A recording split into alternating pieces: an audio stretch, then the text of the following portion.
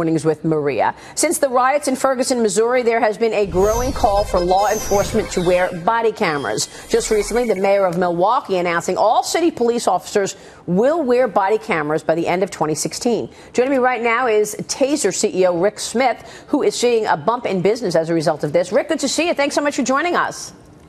Thanks. Great to be here this morning. How would you characterize the last, I don't know, I want to say year or two in business as this increasing movement toward body cameras takes shape? Well, you know, I started Taser in a garage 20-some years ago, so I was here when the Taser device exploded. It was one of the fastest growing technologies in law enforcement a little over 10 years ago. But it's nothing like we've seen in the past about 12 months. With body cameras, it's just gone. The interest has gone from sort of tepid to all of a sudden virtually every police agency is saying that they want every officer wearing a camera. So what would be, do you think, the portion of business coming from government for Taser? I mean, obviously this is an incredibly important segment.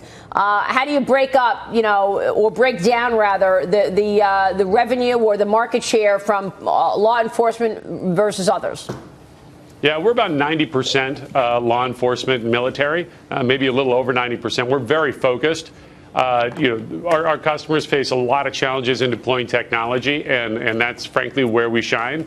And we see a lot of opportunity to build a very big business in the public safety sector. Where we are expanding really right now is a lot of focus internationally. This is not just an American phenomenon. It's a global phenomenon. That's a great point. So let's talk about the international business and what you're expecting in terms of really where the business comes from internationally, putting the U.S. aside for a moment.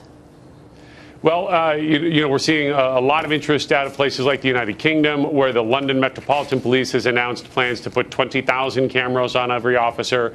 We're seeing interest in Australia, New Zealand, pretty much across the globe. Yeah, you know, I'm looking at a report right now where a Westfield police officer used a taser earlier this year on one man after he refused to cooperate and tossed a heroin packet out of his car window.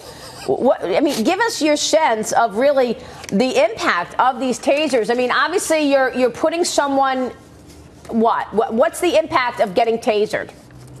Well, I've done it 7 times. It causes your muscles to contract uncontrollably.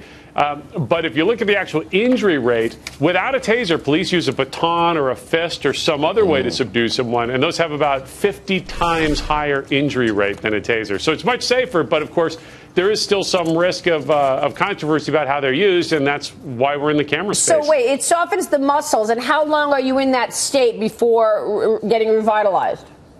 Well, it actually hardens the muscles. It puts them into a contraction so that they're so contracted that you have a really hard time using your own muscles. I see. It only lasts about 5 seconds unless the police officer deploys it again. It's very temporary. Wow. Dagen, Mcdowell. Rick, in North Dakota, it looks like that basically drones will be able to carry weapons, although not deadly weapons.